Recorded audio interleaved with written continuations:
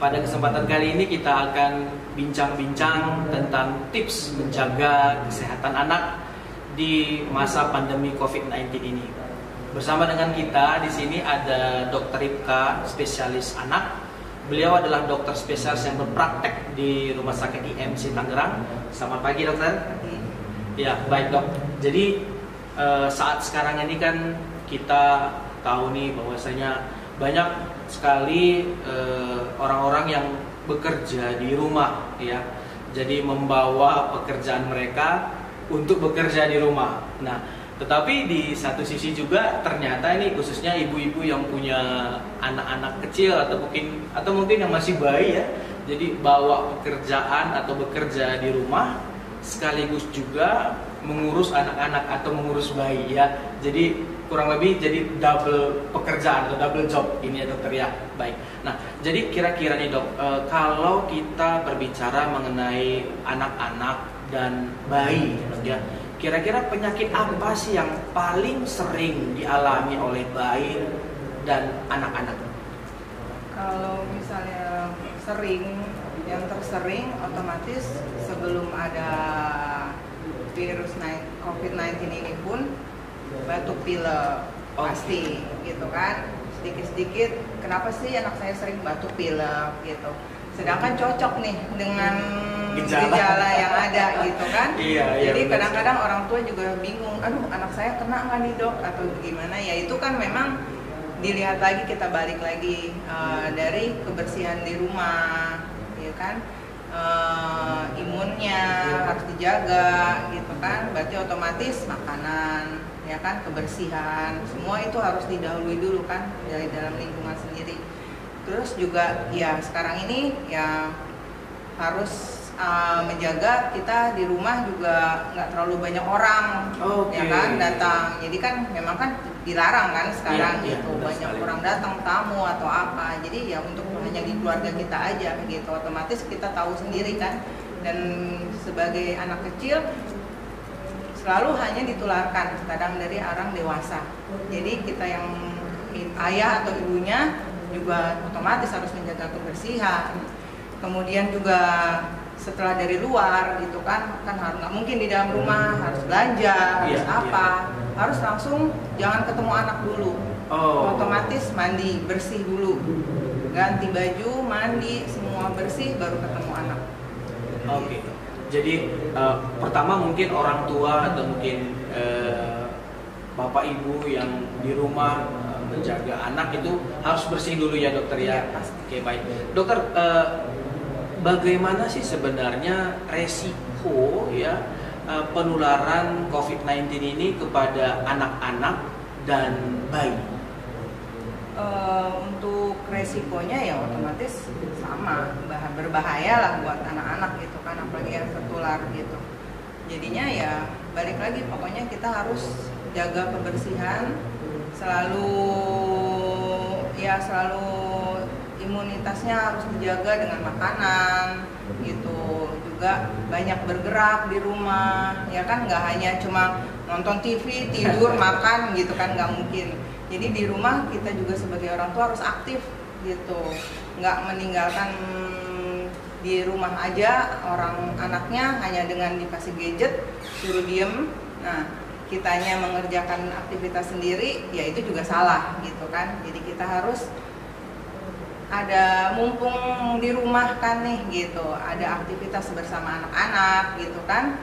Jadinya itu pun membuat anak juga stimulasi bagus kan, juga di dalam dia perkembangannya gitu. Jadi ya kalau boleh ya orang tua juga harus aktif gitu, nggak hanya di rumah diem karena disuruh diem, anaknya suruh juga diem dengan di depan gadgetnya gitu. Iya.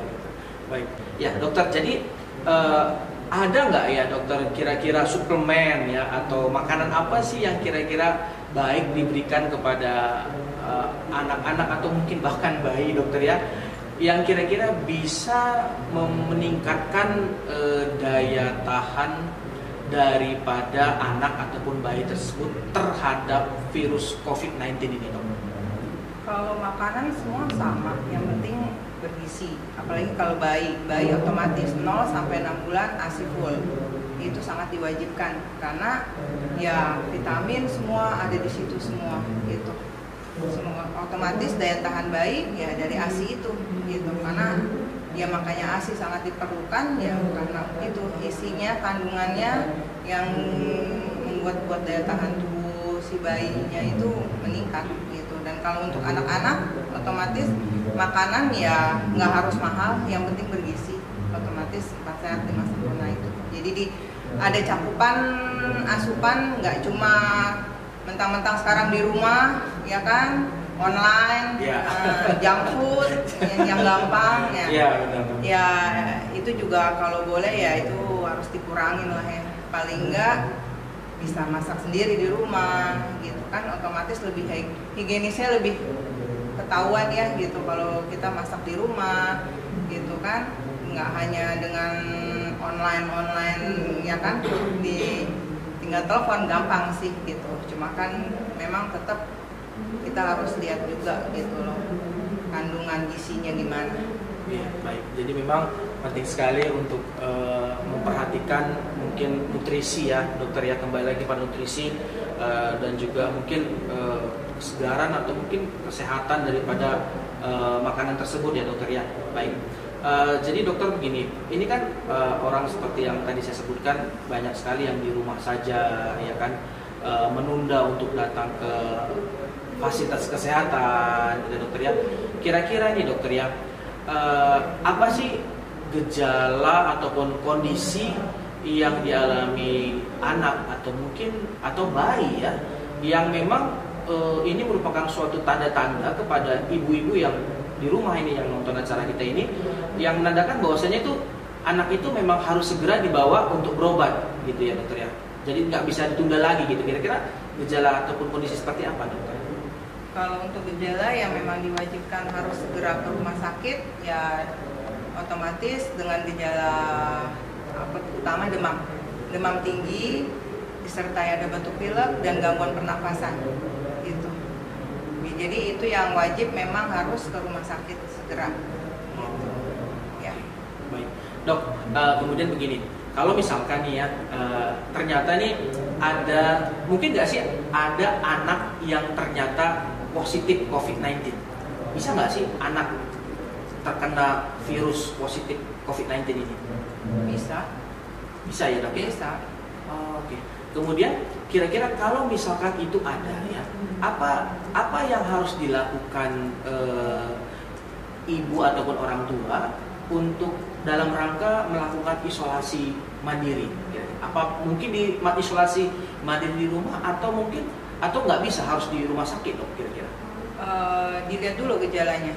Kalau misalnya dia hanya ODP gitu kan, keluhannya tidak berat, boleh di rumah gitu, isolasi mandiri di rumah. Karena kalau masih kecil yang masih butuh pendamping orang tua, otomatis orang tuanya tetap juga harus dilindungin juga dong, tetap harus pakai masker, pakai pelindung baju paling tidak gitu di rumah gitu, dan selalu jaga untuk kebersihannya juga sih gitu. Baik, bersama kita kali ini dokter ada pertanyaan dari @sagiem Haris. Selamat siang dokter, anak saya umur 21 bulan. Di masa pandemi COVID-19 ini, amankah penggunaan AC untuk balita kami?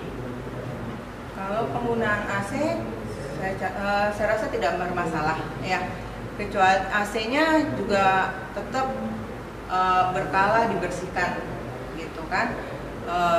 Jadi tidak masalah untuk pakai AC gitu. Yang penting lingkungan kitanya bersih, kemudian ya itu sering ada pembersihan untuk di AC-nya juga gitu. Oke, baik. Nah ini juga ada pertanyaan masuk @Tengku Sarah. Selamat pagi dokter, mohon penjelasan apakah saat pandemik balita perlu vaksin flu? Kalau untuk vaksin flu tidak masalah, boleh aja gitu. Tapi nanti setelah usia 12 bulan ke atas gitu. Kalau untuk influenza ya vaksin. Ya, jadi memang vaksin itu tetap perlu diberikan, tetapi pada saat usia yang tepat ya. Iya, lebih tetap seperti itu. sesuai usia imunisasi yang Sesuai imunisasi ya. Iya. Ya, jadi tidak terkait mungkin dengan kondisi pandemi COVID-19 sekarang ini dokter ya. Kalau memang sudah waktunya imunisasi, harus imunisasi. Kalau memang ataupun harus diberikan vaksin ya, tetap harus diberikan vaksin ya dokter ya. Sesuai jadwal yang ada. Sesuai jadwal yang ada ya dokter ya. Baik. Jadi memang penting sekali nih kepada ibu-ibu di rumah untuk bisa tetap mengikuti jadwal vaksin ataupun imunisasi yang sudah ditentukan. Tentunya ini untuk kembali lagi kebaikan untuk anak ataupun bayi tersebut ya dokter ya. Nah ini ada lagi pertanyaan dokter @rahma281186. Selamat pagi dokter, anak saya punya alergi. Apakah rentan untuk terkena virus COVID-19? Untuk anak yang alergi memang seperti asma. Ya. Itu rentan memang, gitu. Karena otomatis anak dengan tidak hanya alergi, gitu. Anak dengan penyakit penyerta lain, gitu. Misalnya dia dengan penyakit jantung atau yang lainnya, begitu otomatis mereka akan memang lebih rentan untuk kena, gitu. Jadi otomatis memang penjagaannya harus lebih ekstra, gitu. Untuk lingkungannya otomatis benar-benar jaga gitu. Ya, tetap semangat nih ibu-ibu yang di rumah sambil bekerja, sambil mengurus putra-putri Anda di rumah, dan semoga juga COVID-19 ini bisa cepat berlalu ya dokter ya. Baik.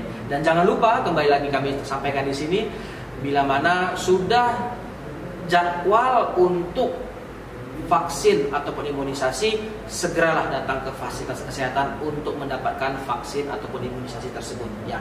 Baik, jadi mungkin itu hari ini pertemuan kita. Bila mana ibu-ibu sekalian masih ada pertanyaan, silahkan untuk bisa bertanya ke sosial media kita ya. Dan jangan lupa follow sosial media kita @RSIMC. Sampai bertemu lagi di acara IMC Health Corner berikutnya bersama dengan saya Eka sendiri. Bye.